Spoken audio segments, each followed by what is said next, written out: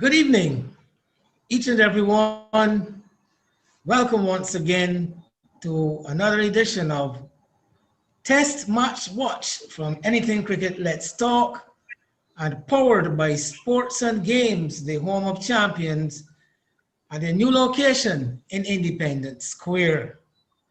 Well, a destructively commanding knock by Quinton de Kock that certainly represents a return to form for him, coming on the heels of a lean period for him during a short stint in the role of captain, something he clearly did not enjoy. And today he certainly demonstrated in no uncertain manner his relief of being free of the burden of that responsibility. If West Indies were very much on the back foot at the beginning of today, well, they are more or less flat on their backs at the end. And the way it looks, just waiting to be counted out. But this is cricket. And we are talking about, and as always, it is never over until that final delivery is bowled. Roland Butcher, a former international cricketer who holds the distinction of being the first black player to represent England in international cricket competition, and one who has enjoyed a long and successful career as a professional in the English county circuit. Mr. Butcher is a qualified cricket coach, and he's presently giving his services in the area of administration, where he serves on the board of the Barbados Cricket Association. He's also one of the better known and better respected and accomplished cricket analysts in the region. And it is in that capacity that he joins us here on Anything Cricket Let's Talk Test Match Watch this evening. But before I introduce Roland and we hear from him, let me also introduce my co-host, Ayana Holder, who is going to bring us up to date with the facts and the figures. And as we call it, she is going to crunch the numbers for us, Ayana. Hi, good night. Well, the highlight of the day, Quinton de Kock, he registered his 6th test done as he carried South Africa to 322 with a lead of 225.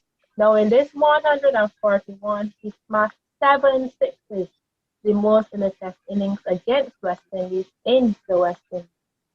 West Indies in their set, Jason Holder for the West Indies bowlers took 4 for 75.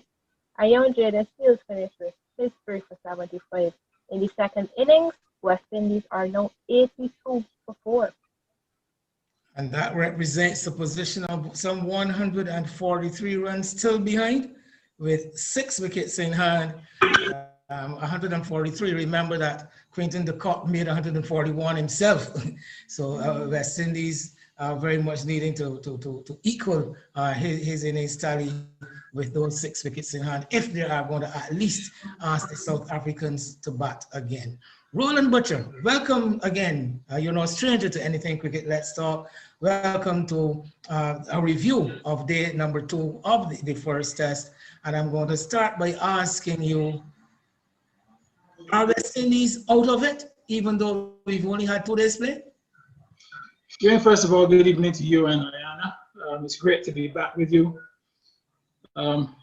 This first test at the moment looks very much as if it's going to be out of West Indies' grasp. And really, I think the writing was very much on the wall by the end of day 1. Because, you know, in any test match, number one, if you're bowled out at the end of the first day, you know, genuinely you're in a bit of trouble. But if you're bowled out for also under 100, then really that tells you the direction the game's going to go. It's going to be a really tough and hard task for them to come back from here just to even remove the deficit, furthermore set South Africa target. So at this moment in time, it looks as if they're under tremendous pressure. Well, things got even worse for West Indies, because not only were they bowled out in less than a day, but by the end of the first day, the opposition had already taken a lead on first innings, and that was capitalized on somewhat. I guess the highlight of the first session of play would have to be the batting of Quinton de Kock, particularly once it got down to the very tail end of the innings. He took control, and really the West Indies bowlers flagged under that assault from him. Yeah, you're absolutely right. But, you know, that was built on some good batting by Markham and Van der Dussen. You know, having been bowled up for 97, there was still a lot in the wicket. And obviously West Indies tested South Africa in the early exchanges. By the end of the day's play, obviously they had lost 4 wickets, even though they had got past West Indies total. So the game was very much in the balance. But, you know, Markham at the top, you know, obviously he stood firm and batted really well. And the support from Van der Dussen as well. But as you said today, really, de Kock started the day on 4 not out and finished it, you know, 141 not out, you know, a superb innings. And really, you know, he had to bat for long periods with the tail. And all the tail really did was to stick around while he went through the gears. So, you know, it was a marvelous innings. And as Ayana said, you know, his 6th test century. And what he's shown is that, you know, he's now got an equal split of 3 at home and 3 away. So, you know, he's not someone who is a bully at home and can't score away from home. So, you know, he's shown, obviously, that, you know, he can score away from home. This wicket, by no means, has been an easy wicket to bat on. It is not. It's not a dangerous wicket. You just need to have the skill and the ability to bat on this pitch. You know, and de Kock really showed that today. You know, he batted sedately for long periods, but when the time came to accelerate, you know, he showed what a dangerous player is. You know, sorry, Ayana, go ahead. Roland, you know, you talk about skills, but before we get to the batting though, I want to know did you think that West Indies missed that 4th pacer? If they missed the 4th pacer? Yeah. Basically, you can say yes, because I mean Chase didn't bowl a lot of overs, but at the same time, you know, South Africa has shown that on this pitch with 3 genuine paces, and then someone like Mulder in between, that, you know, they can put the opposition under pressure. So, you know, the fact that West Indies had a similar attack, in that they had 3 paces plus Kyle Mayers, you know, should have been enough. But I think the reality is that, you know, having been bowled up from 97, it puts you under pressure whether you've got 3 or 4 paces. So that was the real problem for this team in this test match. And the second new ball, did you think that Craig might have missed a trick where he was in a position that Jason had come off a very fairly lengthy stint and was unable to take that second new ball, and he exposed young Seal to a rampant Quinton de Kock? Yeah, obviously inexperienced there by Seals. Difficult position to be bowling in, because obviously by that time de Kock had summed up how the innings was going. You know, obviously they've lost a number of wickets, so he was always going to be on the attack. If you notice in the West Indies innings towards the end, you know, Jason Holder tried to do a similar thing. He went on the counter attack, albeit for a short while. But obviously de Kock sensed that, you know, the time really was for him to play a few shots, because, you know, the tail was not expected to, you know, to stick around for a great deal of time. And he got some momentum, and unfortunately, young Seals, with his inexperience, you know, he came in for a bit of time. Well, yes, the inexperience would have been shown. We saw a drastic drop in his pace. I think this is the first time that he would have experienced a situation where he would have bowled a number of overs and spent more than a session in the field yesterday, coming back to start all over again. And one certainly thought that he would have come face to face with another side of this test match game. Yesterday it was all glory. The ball was new, he was fresh, it was moving around, he was doing everything right, getting those 3 wickets. But today, coming face to face with another reality that is international test cricket. Absolutely, and I think he's, you know, this is probably the first time he's had to bowl at someone who can bat so well. You know, he's only had a very short career, so he would not have bowled at the same sort of quality player as someone like the Cock, who, you know, we know has been a very good player for South Africa. Obviously, had a little bit of a hiatus when he was captain, but you know his capabilities because you see it. You know, also not just in Test cricket but in one-day cricket, that he can be a very destructive player. So, you know, really this is an example for Seals of what is to come, because he's going to have to bowl at, you know, players in the future of that quality and maybe even better. So, you know, he will learn as you go along. I think what needs to happen is that West Indies must treat him very gently. Don't be too keen or over keen to overbowl him, because he's a young lad still trying to learn the game. I know there's a tendency that, you know, if you've started well, that people want to push you and keep pushing you. But I think, you know, he's someone that, you know, you're going to have to look after, ease him into Test cricket. Don't expect him to just come in and be, you know, your number one bowler, and just look after him. So, you know, that is what I think Craig will have to do going forward. He's going to have to, you know, at times, even though he might be able to bowl another over or two, he might have to just say, look, you know, that's enough. Let me look after this young man. So Roland, you're a batsman, and we've seen probably a strange batting approach by the West Indies in this Test series. How would you describe it, and what would you recommend them do to face the South Africans? Well, the question is going to be whether they can change the game in these two games, or is it something a little bit more endemic? West Indies, certainly for quite a long period now, has always had problems against this type of bowling on these sort of surfaces. You know, the surface there in St. Lucia is very similar to what you find in South Africa and what you'd find in New Zealand. And, you know, it's a surface very much suited to South Africans. I mean, they would be very much at home on this type of surface, because that's what they play on in South Africa, where, you know, it is green, there's lots of movement, there is pace.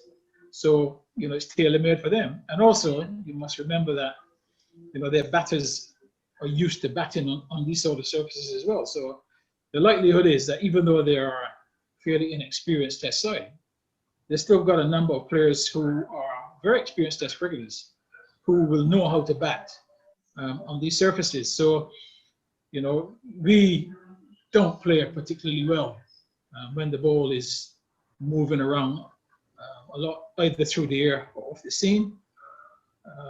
Difficulty, most of the players tend to stay back, especially if the ball is at a reasonable pace. What that does is it allows the ball to then have room to move, and as a result, you know, you end up following balls that at times you want to leave alone. So, you know, you can see it's a technical issue with a lot of our players in these conditions when the ball is moving around. I find that they get very, very square. And really against the moving ball, certainly my experience of playing in England for a long time taught me that, you know, against the moving ball, your first instinct has to be to get forward. I'm not saying that you definitely push out on the front foot, but you have to be thinking forward because you want to cut down the amount of swing. Two, obviously you need to stay in that side-on position, you know, for a long time. And then also play with your hands and bat very close to the body. What has been happening, as you saw in that first innings, most of our players, that left shoulder, particularly the right-handed batsman, has gone away towards mid-wicket, which opens up the chest. They become very square on. And by staying also on the crease and staying back, and you allow the ball to move, and then they just end up, you know, fending at balls outside the off stump. And credit to the South Africans, really, they're catching behind the stumps have been really good in this Test match. You know, they've caught everything, and all credit to them. And obviously they've got some quality bowlers as well. So they will get the opportunities to get those nicks. But I think your question in terms of what our players will need to do technically is just what I said there. Really, they need to stay side on. They're going to have to play late, look to get forward, and you know, then when the ball moves, you know, not follow it. You know, you must first of all understand that on this surface, you know, you're going to play and miss quite a lot.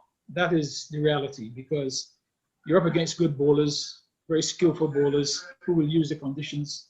They know the conditions, whether because they play on these sort of pitches all the time in South Africa. So you expect that you're going to get beaten a lot. But, you know, what you must do is that when you get beaten, you must stay along that line and don't readjust. Once you readjust, you know, you then bring the slips into place. So those are the little technical issues that we will have to sort out. The question is whether we can sort them out, not just in this game, but in this series. For me, when I don't think in this region that we prepare, and I'm talking about on the territorial level now, I don't think we prepare for these sort of pitches. You know, and you've seen it, that, you know, in all the islands, when they've got practice, generally the pitches are all short of grass, etc., etc. So they don't really get the opportunity to bat in these conditions. So if you don't bat in these conditions in practice over a period, how can you then expect to in a test match against high quality bowlers? It's going to be very difficult. Well, you're a Barbadian. You spend a lot of time in England, but you are a Barbadian. You know the term, you know what is meant by the term a batsman running. Are the West Indian batsmen running? Well, I mean, they haven't taken a backward step, but what I would say is that they've got caught on the back foot. If you look at the mode of dismissals, particularly, well, not just in the first innings, you know, I think the only player who genuinely got out on the front foot, albeit he didn't get right out, but he got a good delivery, was Kemar Roach. Most of the other dismissals were on the back foot or just stuck, not being able to get forward. You know, and again today, see the Craig again, you can see the ball kept low, but the length, really it was a length to be meeting coming forward. Once he allowed the ball to pitch on that length, and with a little bit of indifferent bounce, that ball just skidded on and really, you know, struck in front. Same thing with Kieran Powell. Didn't really get out. You know, he got across, his front foot came across, but again struck on the back foot. Kyle Mayers, you know, really, Kyle Mayers started in his stance with his front foot outside the crease and ended up with both feet in the crease to a half volley, which he pushed into the gully. So I don't know if I've answered your question the way you wanted me to answer it, but I wanted you to ask me the question honestly, what you thought. well, I know what I think. I know what I think. So I don't know why there was a reluctance to get on the front foot. I don't know why, because really, apart from Nokia, most of the others are bowling 130 plus. So it is not frighteningly quick. I think, you know, Ngidi and Rabada are going to get you out more with swing, movement, and the line and length that they bowl than genuine pace. I think, you know, all credit to Nokia. Nokia in the first innings, you know, he got into some good rhythm, and you know, he's somebody that you've got to keep an eye on. As Bonner would tell you, that first ball he got was a top delivery, you know, for a new man coming to the crease, totally unexpected. He just really showed that, he's got a bit of pace as well. So while we get a chance to pay a visit to our sponsors, Sports and Games, on Independence Square, we are encouraging our viewers to please feel free to comment on anything that you may have heard here or anything that you may want to add. And of course, feel free to ask Roland and Ayana any questions that you may have. You've been working from home. When it's time to play, visit Sports and Games, the home of champions. As sports activities resume, Sports and Games is the place to secure the best quality gear and equipment for all your sporting needs. At our new location at Independence Square, you'll enjoy the customary friendly and professional service that has been a hallmark of Sports and Games. Cricket, football, hockey, netball, track and field, road tennis, badminton, whatever the sport, you can check us out. We've also got superior sports clothing and a wide range of shoes. Sports and Games, the home of champions.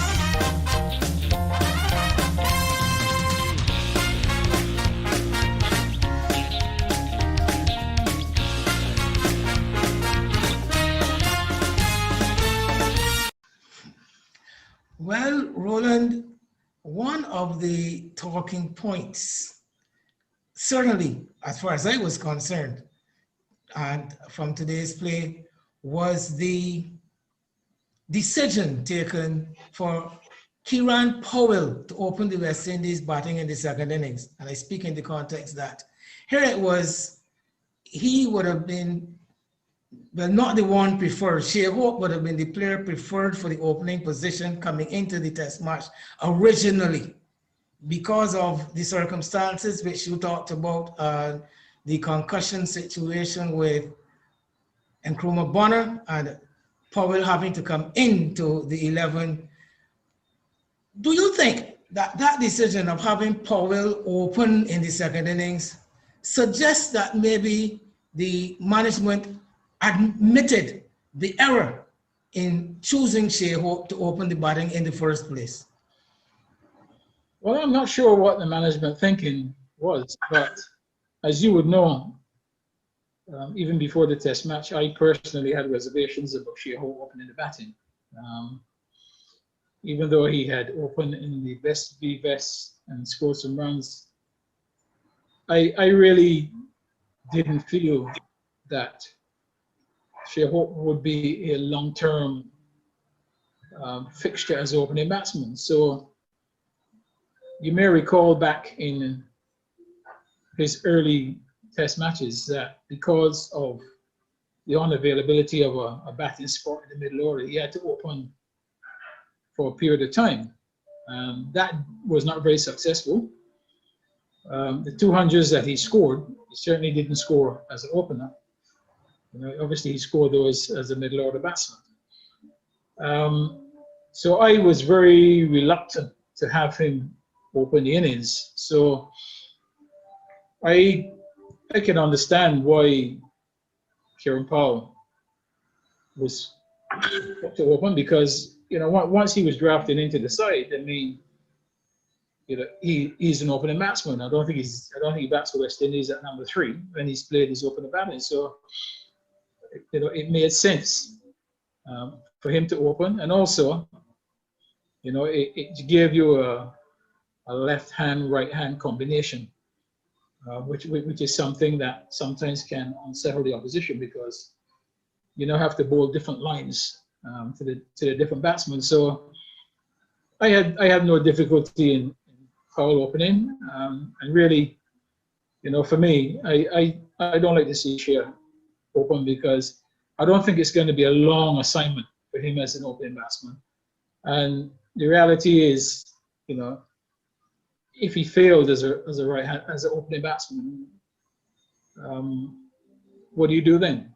So I would have preferred him to be in his normal position, have the best opportunity there, because the other thing on this pitch, Wayne, is that you can be in good form, but this pitch, the bowlers are always in the game, so You know, it doesn't matter whether you're in good form, you can easily get a good delivery and get out. But what I really want to see, not just Shearer and the other batsmen do, is that, you know, every good delivery shouldn't get you out.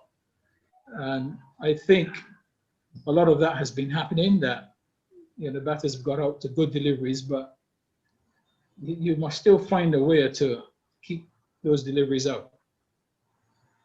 Well, Roland, we are getting to that point where we're going to wrap up for the evening. We certainly would like to publicly issue an invitation to have you back again. We'll be here for the duration of the test series. We're not so sure if this match will go past tomorrow, but at the moment it's not looking like that. Anyhow, we would also like to say, pay our gratitude to the Managing Director of Sports and Games, Mr. Raymond Lane, him and the rest of his team, his good Lieutenant Willie, and all the other members of the staff there at Sports and Games, now located on Independence Square, Sports and Games, the home of champions. Well, that was our look at the second day of the test match, the first test, West Indies versus South Africa, being played in St. Lucia at the Darren Sammy Stadium. Day number 2, the match very, very much advanced,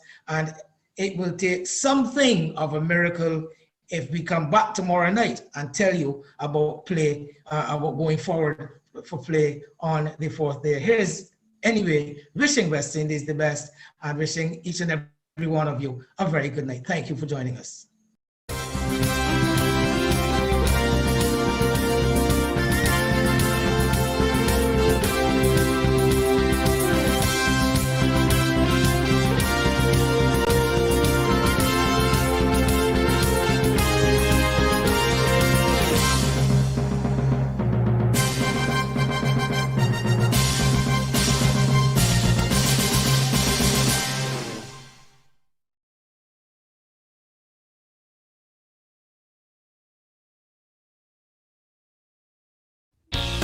You've been working from home. When it's time to play, visit Sports and Games, the home of champions. As sports activities resume, Sports and Games is the place to secure the best quality gear and equipment for all your sporting needs. At our new location at Independence Square, you will enjoy the customary friendly and professional service that has been a hallmark of Sports and Games. Cricket, football, hockey, netball, track and field, road tennis, badminton, whatever the sport, you can check us out. We've also got superior sports clothing and a wide range of shoes. Sports and Games, the home of champions.